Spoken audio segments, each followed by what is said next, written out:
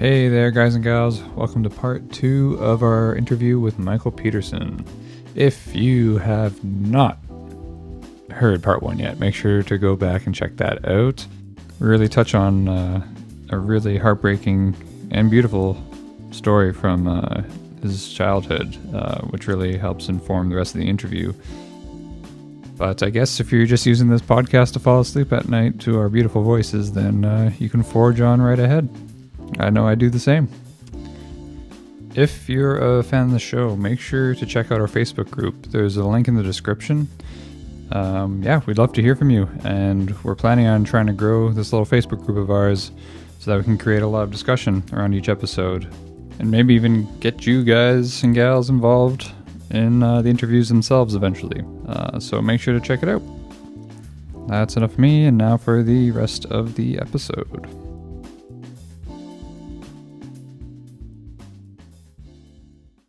You're also composing for all sorts of other musicians, right? Yeah. And how does that feel, by the way? So having composed a song that you hear done, like, for instance, Timothy B. Schmidt, listening to a song that he might have done that you've written, do you get some emotion from that? Oh, yeah. Golly, every artist that I know, and I'm assuming then that it's true for all artists, is we had people that we looked up to. So when you get a chance to work with people that are iconic in your own world, like somebody that you're a fan of, that's a thrill. So to get to work with one of the Eagles, that was a thrill to me, and still is to this day. Working with Denise Williams, Let's Hear It for the Boy, and Too Much, Too Little, Too Late, and Silly, and working with the Imperials. Man, when I was in late college, mid college, and just the years following after out of college, man, the Imperials were the biggest name in gospel music. They were Elvis's backup group. They won all kinds of Grammys and Dove Awards, and I had all their albums. So to have them now, I look back now, and they've recorded 6 of my songs over the years, and one of them went to number 1. Wow. But these are people that were my heroes, right? The people that I loved their music. So it's a thrill to be able to have your songs recorded by other people. It never gets old. Just this last week, in fact, there's a friend of mine here in Las Vegas, Jamie Hosmer is his name. He just put out a brand new CD this week. He had his album release party, and he and I co-wrote a song on the album. And he had me on his release party podcast. And it was just a thrill. It was a thrill to talk about the songs, talk about why we wrote it, how it came about. There's just something beautiful about creating something and seeing people enjoy it. Whether it's the big time or whether it's something that's a custom album. Hey, funny, thinking about creating. When I first started going to Nashville, I tell young people that I have a chance to talk to occasionally about this. I say, if you want some good advice, here's some good advice. Save everything that you create. Don't just say to yourself, well, they didn't like it, so I'm going to throw it away. Save everything, right? So I have a couple of shelves in my house that are filled with notebooks that go back 40 years. And I've saved everything. And the reason why I'm saying that at this point in the interview is to say this. When I first started going to Nashville, people wanted to know what I was creating. And I had some meetings with publishers and managers and different people. They passed on everything, in the early years, well, that's not good enough, And even though they might not have said it that way, they didn't say, yeah, give it to us. They, thanks for coming, that was it, And, only my friends liked my music, and they had to, or the beer stayed in the refrigerator, right? So it was kind of those days, right? Well, funny thing, this is really an interesting dynamic. So then at least I was fortunate enough to have some success, and I had some hits. Some of the songs that publishers started saying they really liked were the very same songs that they had said they didn't like before I had success.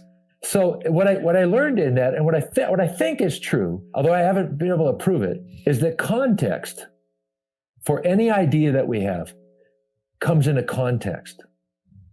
So if you're a manager or a publisher looking to find new songs, you're listening through a filter and you're seeing through a filter. And if your filter is, wow, this guy's having hits right now, let me hear what else he has, then you're listening as though I'm already successful and you're hearing it different. That's the only explanation I can have for it, because, most of those songs that the Imperials have recorded are songs that were turned down by everybody. But after I had success, they heard them differently, right? So it's like, I don't know, imagine you have an idea, somebody watching this show right now, you have this idea you've had for years, you've loved it, and you couldn't get anybody to bite on it. And you may be tempted just to say, well, nobody likes it, I'm going to throw it away because it must not be any good.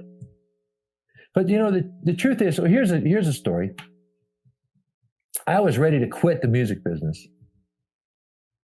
I had applied for a job with the police department, and I had already passed the physical test, and I was going to go in for the written test. This would have been 1989 or 90, I guess, before I ever went to Nashville. And I was ready. I was running out of money. I was running out of work. I didn't know. Nobody seemed to be liking what I was doing. And I got a phone call from a guy that said he worked for a publisher in Indiana, a guy named Bill Gaither. And if you're a gospel music fan, you might know the name Bill Gaither. Bill Gaither's arguably the most successful music publisher in gospel music of our generation. And so I got this phone call. This guy said, well, we have this song of yours, the Imperials want to record. And I'm like, well, first of all, how did you get my song? Because I didn't pitch it to them. I had no idea how they even got it.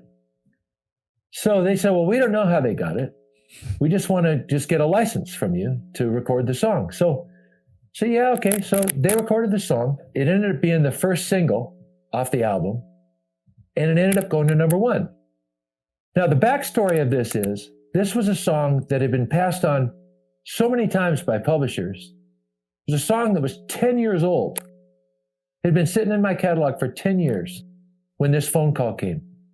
And I realized at that moment, here was a song that I thought wasn't good enough, but got recorded 10 years later when I was about to give up. And I heard a little voice inside of me that said, wow, I've been a hit songwriter for 10 years. I just didn't know it. Right? And so that's why I say, save your work, save everything. Because you may have already done some of your best work, but you don't recognize it as such because other people aren't recognizing it as such. But you may have already written your magnus opus. It's just the world hasn't heard it yet. So that's why I say save everything, right? And be careful that you hold on to your intuition that tells you something's really good. And, it doesn't mean that there aren't things to learn. There were many things that I thought along the way were really good. But with time and looking back and experience, I say, well, it's not as good as I thought it was. But man, there were some things I look back. I had a song that I wrote, John Barry recorded for his Christmas album, a song called My Heart is Bethlehem. And I wrote it for a church service when I was in my 20s. The pastor said, I'm going to do something for Christmas. Can you write me a song? Okay, so I wrote this song. So fast forward, I don't know, 10 years maybe? No one's ever heard the song except the people that were there that night in church when I played it. Okay, so fast forward 10 years, maybe more. I'm in a castle in the south of France that belongs to, I can't think of his name right now. He managed the Police, and he managed Clash. Copeland. Miles Copeland was his name. And his brother was Stuart Copeland, who was a drummer for the Police. Oh, yeah. Every year, a couple times a year, Miles Copeland would have this event called The Castle. And essentially he would bring hit songwriters from all over the world together with hit artists.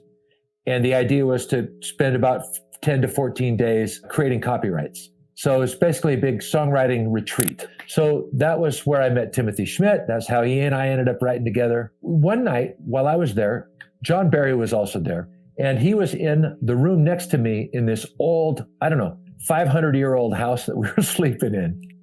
And I couldn't sleep. So I was sitting up just playing my guitar. And he'd been out with his friends or something, some songwriters doing something. He came in. It was probably about 3 a.m.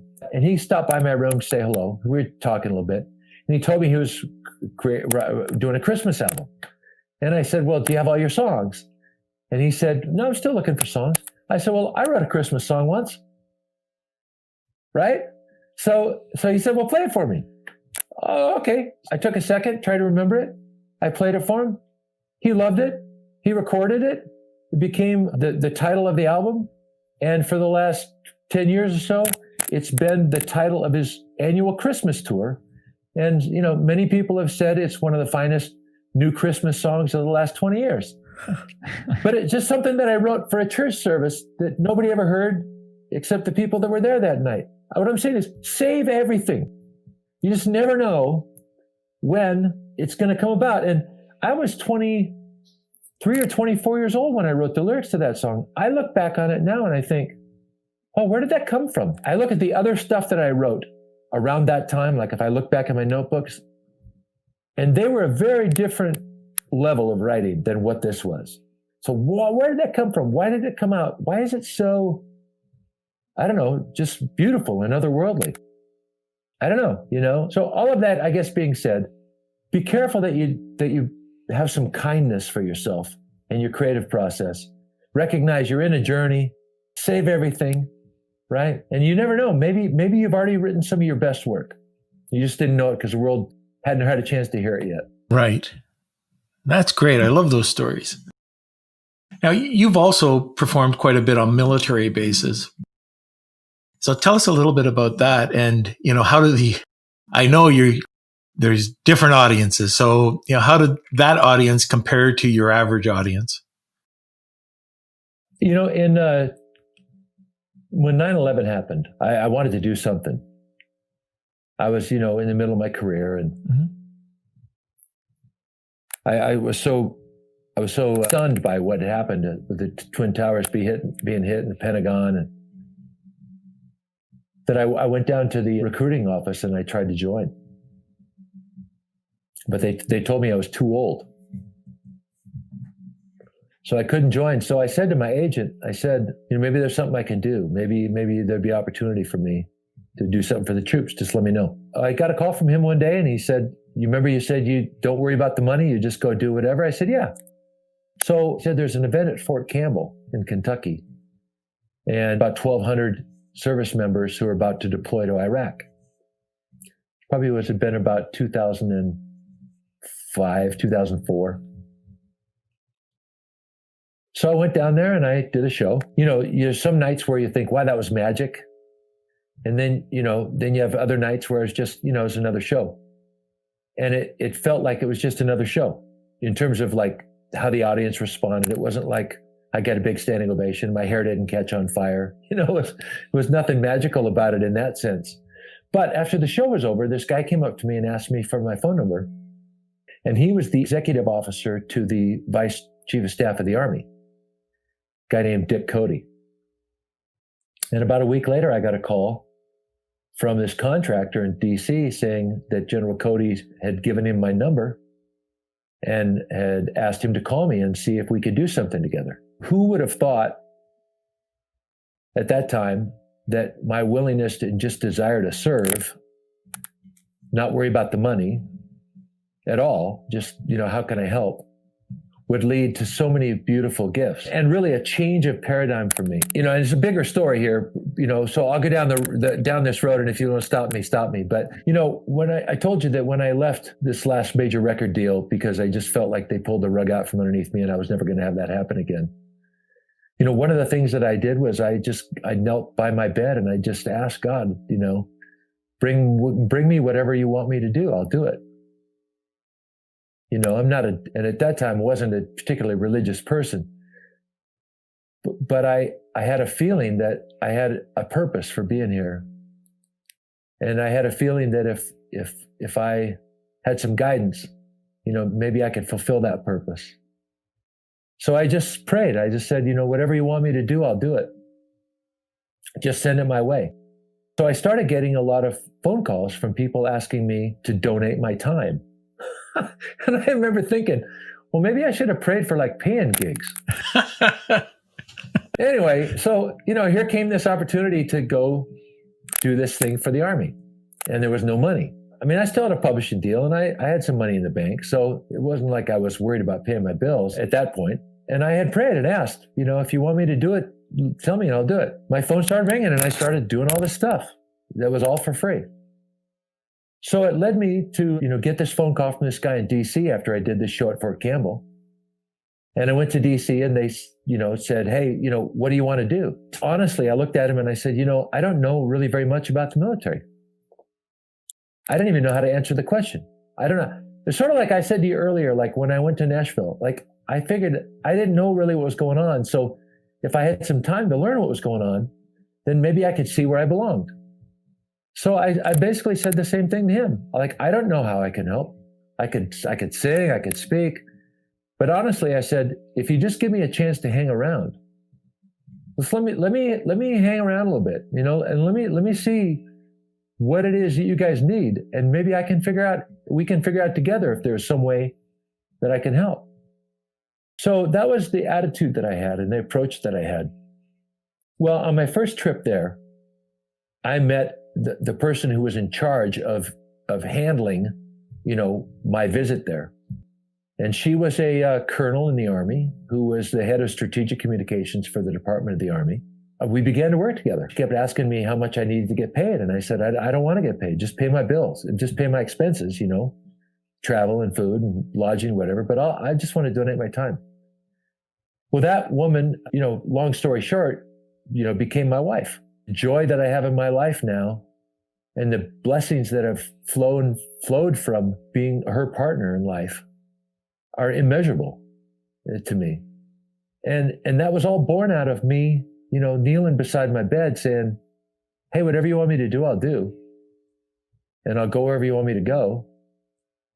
And I'll try my best to serve people. It led to me meeting Jill, which, led to me doing over 150 performances in Iraq and Afghanistan. Wow. 150. Yeah. I mean, well over 150, probably from over about a 9-year period. I ended up, my first trip I took was with the chairman of the Joint Chiefs at that time, General Peter Pace. And it was his annual holiday tour. So this was pretty thrilling. I get to fly in Air Force Two with General Pace and 3 or 4 other artists and some dignitaries. And we visited 11 countries in 14 days. I said to General Pace when we were flying home, I mean, we were in, UAE and Bahrain and Iraq and Afghanistan. And I mean, it's just, Kuwait and Germany. And I said to General Pace on the way home, I said, there must be a lot of service members who are in remote areas who never get a show like this. And he said, oh yeah. He said, most servicemen and women never get to see shows like USO shows because they're in too remote a places. And I said to him, if there was any way for me to go do shows for those service members who are in remote areas, I said, I'd like to do that. I said, I bet you have a lot of people that want to do the big shows. I said, but put me on a helicopter and send me to the places where nobody goes. That's what I want to do. So he took me up on it. And so over the course of 9 years, I did, I think, 11 tours around the world to perform for service members who were largely in remote places. Sometimes we'd have 3 or 4 or 5 people in the audience. And that led to over 150 performances, in these remote areas. And it changed, like you talked about how different the audiences are. Hey, at 2008, 9, or 10, I hadn't had a big hit on the radio in 10 or 12 years. And I'm performing for service members who are 19, 20, 21, 22. So they don't really know my music. So, and then, you're sitting in a room waiting for the audience to show up, and here comes some service members who've just been on a patrol where they're kicking down doors looking for bad guys. And they're wound as tight as a drum. So, What kind of show are you going to do for them? So these are things you think about when you're in those places, right? And you think, what is my real job here? What's my real intent? And I really had it profoundly changed me, really, because I started really feeling as though my real purpose for being there was to try to help them relax a little bit. I felt like if I could get them to smile, or if I could get them to just drop their shoulders a little bit, you know, and if I could get them to laugh a little bit. So I started adding a lot of more humor into my shows, and I started incorporating storytelling more. And I was just, we went from performing in little venues that would be in, I don't know, like in a room somewhere, in a building, in a portable building. And we'd have 3 or 4 people show up, you know, because honestly, they didn't necessarily know who I was. I was experiencing, you know, sometimes some shows where service members would sit like this, you know, through almost my whole show. And I started asking like, well, what's going on? And, you know, somebody explained to me that the only reason they were there was because their sergeant had ordered them to come, because he didn't want to be embarrassed that nobody showed up for my show. So it's something they called mandatory fun. And so I said, well, that's not right. I don't want to do that. I said, there must be a different way to do this. So we started setting up in the dining facilities, because, you know, there'd be 1,000 people in the dining facility, coming and going as they pleased. They weren't there for a show. But I said, well, what if we set up in the dining facility and just put me in a corner somewhere? I don't need an introduction. Just, you know, put me in a corner, give me a little stage, a little PA, and just let me start playing music. I'll just play. And whoever wants to stay can stay. Whoever wants to go can go. But at least there'll be people there, right? And there are people there that are there because they want to be there. Right? So I started just, you know, playing in these dining facilities, and it was transformational because hundreds and hundreds and hundreds of service members would stay. They would stay and they would laugh and they would have fun, and they weren't mandatory fun. And I was more at ease because I wasn't putting on a show. Right. I was just playing music, and it just transformed me as a performer. And it made me realize that so much of the accoutrements that we add to a performance career, they don't work everywhere. You know, there's something really powerful about just being vulnerable and being available, and whoever wants to stay can stay. And man, I learned so much from that. And I would say that, you know, 70 to 80% of my performances in Iraq and Afghanistan were like that. And man, I had so much fun, and I made so many friends. I still get letters today from service members who said they saw me in a dining facility and how they heard me say something that encouraged them or changed their life. So it's just a very different way of looking at it. So yeah, very different kind of audiences. That's incredible. Did that affect the way that you performed when you were not at the USO shows? Yeah, I mean, it really did, because when I came back, I felt like I had found my voice. Mm-hmm. Like prior to that, on some level, I felt like I was a singer, right? But having that experience over a course of 9 years, I felt like I became an entertainer, right? So I felt like I understood what worked for me to engage an audience and to help everybody relax, right? So it became like in a room full of, 1,000 or 2,000 people, now these days when I have those opportunities, I'm not always successful at it, but it's something that I shoot for, is to create an environment where everybody feels like they're sitting in my living room and we're just being together. Right. And we're just laughing and having fun. It's not a show. It's more like a friend has come over with his guitar, right? Mm-hmm. And so it feels more like that. It's not that I can't do other things. I know how to do those other things. I did them for years. But my favorite thing is this, is to just be together, to share a moment where it's not so planned. Like I have an idea kind of what we're going to do, but it's not like click, click, click, click, click. It's more dynamic than that. Like we're together. Let's be together. Let's have fun. Let's laugh at stuff. And funny stuff happens all the time that is able to happen because I made room for it to happen instead of it just being like a jukebox that plays one song after another. That is interesting. I did not expect that answer. Yeah, that is really cool how you were able to take the mandatory fun and then just make it, unveil itself to you. That's really cool. We were talking a little earlier about the person who referred you to us and said, you got to talk to Michael. He's so interesting. That's Larry Broughton. I want to go over, we were talking about this because I thought it was amazing just prior to the call, how you met Larry. Larry Broughton and I met through the Institute for Veterans and Military Families out of Syracuse University. So anybody that is connected to military families at all, chances are that there's some resources through the Institute for Veterans and Military Families that might be a blessing to those who are in the military or who have family members, military family members, veterans now. They have an entrepreneurship training program for veterans and military family members. And it takes a lot of different forms. Like they have one that's called the EBV, which stands for the Entrepreneurship Bootcamp for Veterans with Disabilities. They have another one called the VWISE.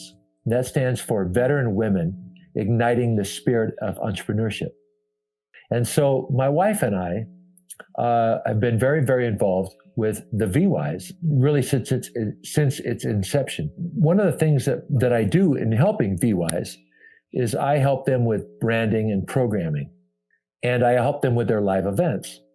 So I'd say on average, 3 times a year for the last almost 10 years, they will have an event, a weekend-long event in a city. Could be any number of cities across the U.S. It's never the same city, necessarily speaking, twice. It'll be a weekend-long event that will have upwards of 225 to 230 women, all veterans or military spouses, who come together for the weekend to receive training on how to build a small business. So it's really soup to nuts, and they are being taught by leading entrepreneurs in the country and by PhD level professors from these business schools. We go to do these events. And so we have a lot of guest speakers, as you can imagine. And Larry Broughton was one of our guest speakers early on in these events. And so right away when Larry and I met, we just hit it right off. And he did such a great job that they've had him back as a regular now on these events. So golly, over the last, I want to say 7 years or so, I bet Larry and I have done 20 events together. Huh. Yeah. Jeez. That's incredible. And you gave a stat that blew me away, that the average person that goes through, the average entrepreneur. Yeah.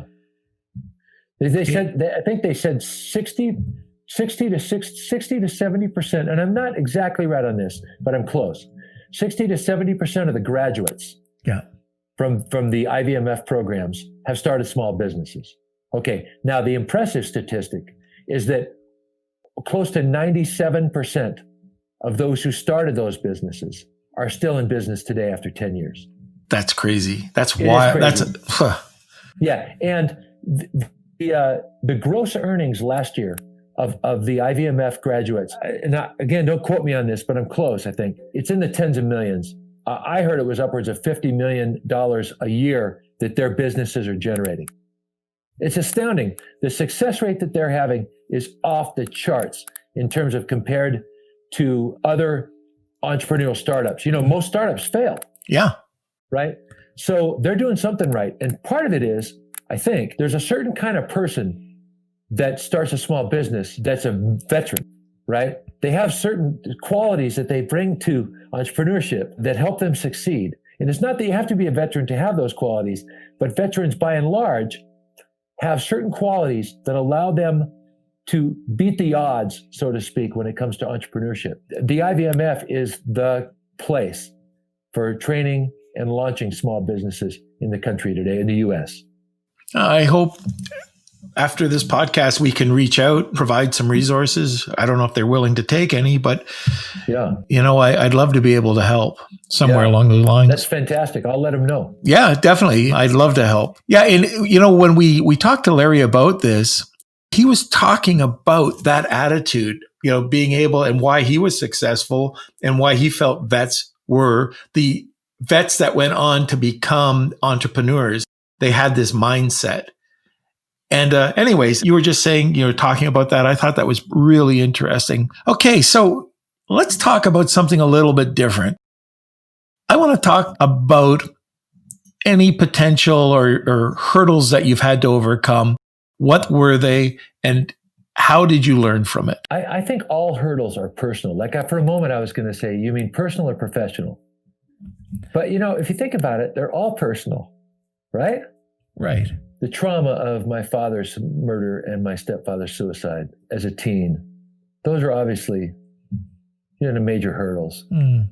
Looking back and being thoughtful about what I'm about to say, I feel as though what helped me through that were relationships with key people that showed up, that encouraged me. My high school football coach, my college football coach, the pastor of my church who was retired, who I'd never met before, who showed up at our house, said he'd had a dream.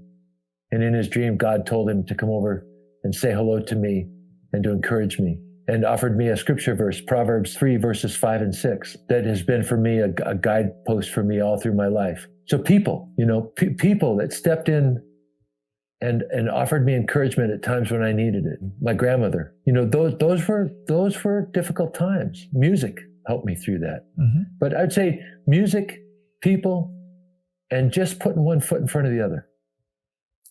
Not phasing so much. There are other things. I think another thing that really has helped me over the years is things that I read. And I remember having a feeling in my early 20s, I had a pastor mentor friend of mine that said that if I read a book a month, he asked me one day, he said, do you want to be in the top 1% of intellectually stimulated people in the world? Well, who doesn't want to say yes to that, right? He said to me, when I said yes, he said, then read a book a month. I thought, well, that sounds pretty easy, right? Read a book a month. In that time, in my early 20s, I found a book written by a guy named George Seldes, Seldes. And the book's called Great Quotes. And I remember, just as clear as I'm talking with you right now, standing in a Barnes and Noble and seeing this book on the shelf and picking it up, Great Quotes. And something inside of me, some little voice inside of me said, if you want to think great thoughts, you have to read great thoughts. So I thought, well, that sounds like a good idea. So it was a quote book. So I was in my early 20s and I started devouring this quote book. And I got turned on to this idea that was good casual reading. So where some people might want to read a novel, or historical fiction or history books, I read quote books. So I've got shelves and shelves full of quote books that I read, and I read these over and over and over again because I had this feeling that it was imparting wisdom into my life and principles that I needed. And I to this day, sometimes when I'm talking, I'll say a quote and I don't remember if I said it or somebody else did, because they've become so woven into my life, right? So I would say that what you said, what helped me get over hurdles? This idea that I get to choose my thoughts. Like I get to choose my thoughts. I get to become the master of my emotions. Now, I haven't succeeded in that, but I have pursued it. And at moments in my life when there was tremendous discouragement and adversity, these thoughts that I placed into my mind that had become a part of the fabric of my being, those are the things that arise when the voice of discouragement speaks to me.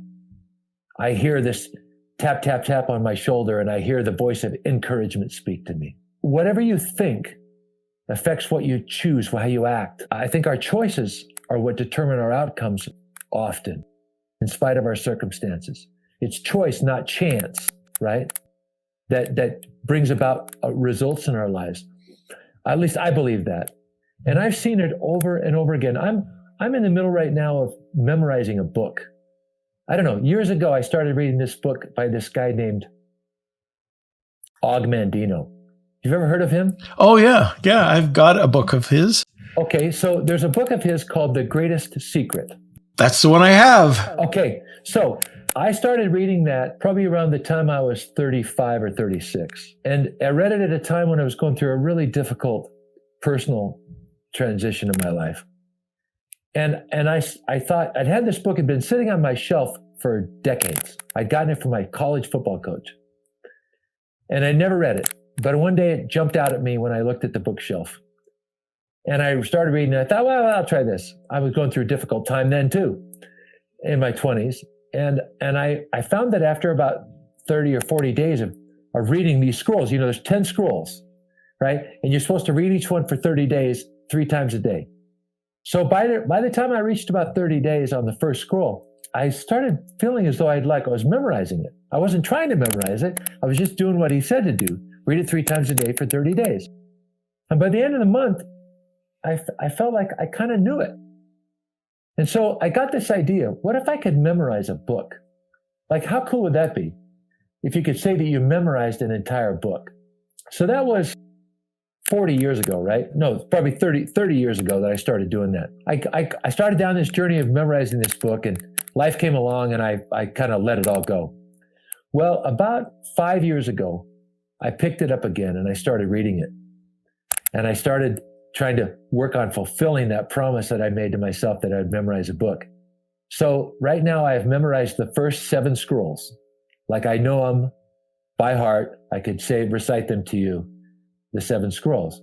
So I'm working on the 8th scroll. There's 10 scrolls, but I'm working on the 8th scroll right now. And the 8th scroll says, I won't recite the whole thing to you, but the topic of the 8th scroll is, today I will multiply my value 100-fold, right? And it has like 4 pages of this, topic about how it is that you can multiply your value as a person. Well, the last one that I just finished memorizing is titled, I will laugh at the world. So it took me, it takes me the better part of 6 or 7 months to memorize one of these scrolls. Because I only read it once a day, but I do it every day. Mm-hmm. Memorizing I will laugh at the world has been just so powerfully, it's been so empowering for me. Your original question was, what are some things that have helped me over some hurdles? Here I am all these years later memorizing Og Mandino, and the last year I've spent memorizing I will laugh at the world. And there's so many key lines in this that pop into my head every morning when I wake up and I do my recitation. Because I've been working the last month since I finally memorized it. I'm trying to drive it home now and make sure I remember it. So in addition to the new reading that I'm doing, I also recite the previous one. So there's so many lines in it that jump out at me that every day when I wake up, it's part of my ritual now. I recite these things that I've memorized. And there's a great line in this one that says, I will paint this day with laughter. I will frame this night in song. Well, when you think about that, what does it mean to paint the day with laughter? Well, I don't know. We all get to decide what that means to us. But to me, what it means is that I get to choose today. I get to choose today how I'm going to respond to the day. Mm. And if you paint the day with laughter, that means you're walking around the whole day with a paintbrush in your hand and you're painting laughter everywhere that you look. And so I've had more laughter in my life this last year. So, that all goes back to what I started to answer your question, which is some things that have helped me over the hurdles. I think learning that I could choose my thoughts and making the effort to focus deliberately on certain things to memorize so that, when I found myself discouraged or when I found myself with my mind being assaulted, if you will, by negative thinking, I could actually recognize, number one, that I'm being assaulted. Number two, choose to think about something else. And you don't always have a book you can pick up, right? But if you've memorized a book, Like you can shift gears and focus on reciting the thing you've memorized. And you can't think of two things at the same time. So when you choose to think about this thing you've memorized, you shift your thinking, right? And then when you act on the things that you've memorized, it just changes your life. And I would say, that's been a really important part of me getting over hurdles is reaching for things I know are the truth instead of, choosing to trust my hopes instead of my fears. Right? And picking up by habit and on purpose positive things to remind myself of that empower my life. Love it. Love it. Is that too deep of an answer? No. I think that's incredible. An incredible answer. Thank you. I'll switch the other way, though. Let's talk about your successes. Biggest success, how they affected you, and what you learned. I would say probably when you ask about successes, I was a kid in school who my grade point average was about a 2.3 at best when I was in high school. And I almost failed many, many classes. The fact that I got to go to college and I got to play college football and play for a national championship team, that was something that I don't know that anybody thought that I could ever do when I was a kid. It's funny, you should ask the question because I've been going through my old journals, my old songwriting journals, and seeing stuff that I wrote like in the early 80s. And reading that stuff, most of it is not very good. But seeing where I've come now and seeing the career that I've been able to make in the music business and as a speaker, having that success from knowing where I came from, was a kid that had a hard time reading. I had a hard time with word comprehension. So to have my life be based upon words and music, that's, regardless of what the details were, like how many hits I had or how many songs I had recorded by other people, or all those things that we typically think of as success. The success for me is just, I think about having had almost a 40-year career with words and music, and being able to sustain that. I haven't really worked any other jobs since I was 36 or 37. I haven't really worked any other jobs. This has been my livelihood. And to be able to make a living doing what I love to do, that is success. One of the things from the OG MANDINO thing I was talking to you about earlier is one of the quotes from that, I Will Laugh at the World, says that only with laughter and happiness can I truly become a success. Only with laughter and happiness can I enjoy the fruits of my labor. Were it not so, far better would it be to fail. For happiness is the wine that sharpens the taste of the meal. To enjoy success, I must have happiness, and laughter will be the maiden who serves me. And so, the way I used to measure success when I was younger was by my accomplishments. Now I'm at a place where I'm recognizing that there's a lot of people that have great accomplishments that are not very happy. And so could you really call them successful? So for me, the answer to your question is, talk about my successes. I think the greatest successes in my life have been that I've been able to do what I've loved to do for a living for the better part of 30 years now. And that I have joy in my life and happiness in doing those things. And that I have joy and happiness in my life so that I can enjoy those things. I think that, to me, that's the mark of success. I love it. Congratulations. Hey, man, I'm grateful.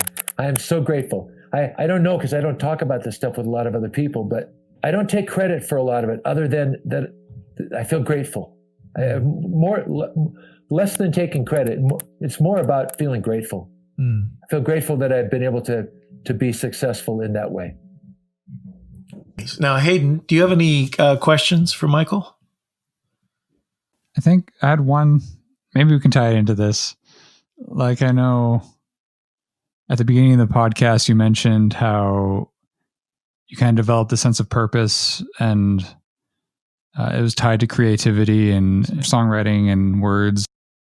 How has that changed over the course of your career? And even considering what you just said, since maybe reading these scrolls, like, has that affected your purpose or affected your creative process, or like, how has it changed over your life? Yeah, well, I love that question. The biggest revelation that I've had is that this whole thing, I think, has come full circle for me.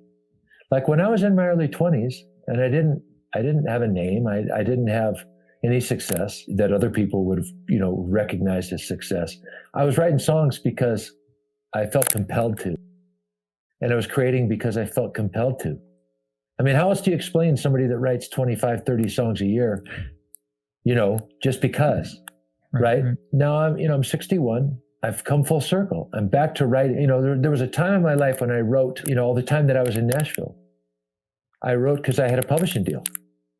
And because I was a songwriter and an artist, and I was ambitious in my career. And, you write for those reasons, I co-wrote a lot.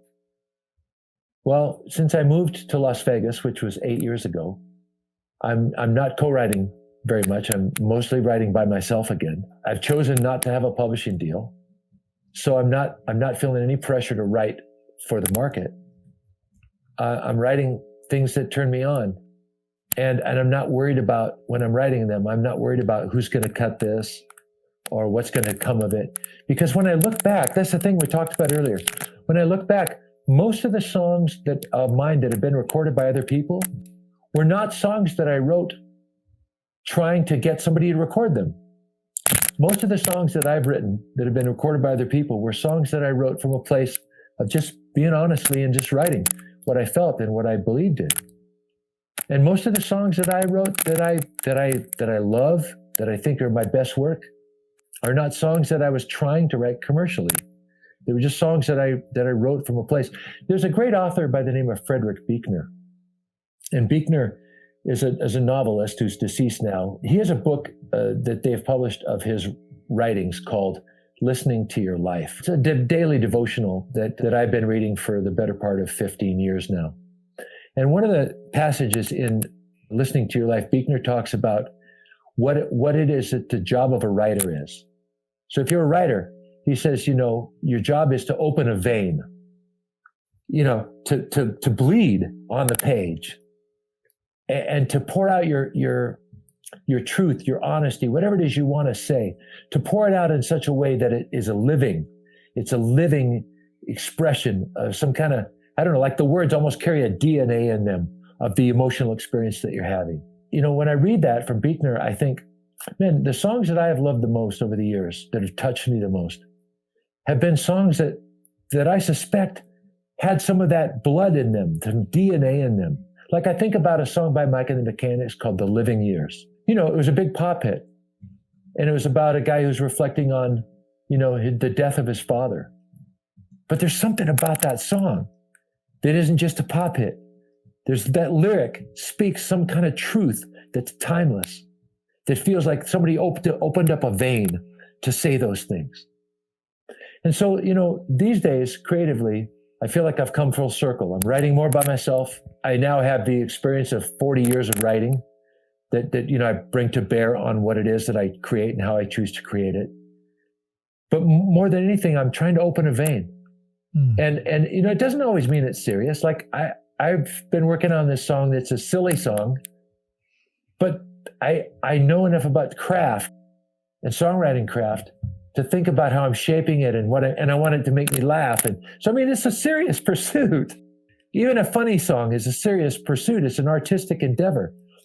But I still feel like I'm opening a vein. I'm pouring myself into it in a way that matters to me, to hit a mark that I'm aware is there for me. And to not give up on it until I'm completely satisfied that that's great, that makes me laugh or it makes me feel something. And I'm finding that when I write songs like that people tend to respond to them more. So I guess in that sense, that's what's changed me is I'm more aware, but in many ways I've come full circle too. All right. Well, I think we're winding down to the end of the podcast. And Michael, I wanted to thank you for sharing your time with us today. It was awesome. Well, thank you very much for having me on. I really, really appreciate you guys. Well, Michael, it's been a joy to have you on this show. I'm so happy you were able to share the last hour or two with us, talking about your life, your success, the hurdles that you've had to overcome. It's been just great talking with you. Thank you so much. They're great questions. Thank you for giving me the platform. Oh, you're very welcome. Thanks for listening. That's the end of our interview with Michael Peterson. Tune in next time to hear an interview with Andre Norman. Andre spent a large part of his life in prison, actually, and through that experience had an epiphany that he wanted to change his life, and now is in the business of prison reform. Needless to say, it was quite the heavy talk, but I think you'll really enjoy it, so make sure to check it out next time. That's enough of me, and I'll see you next time.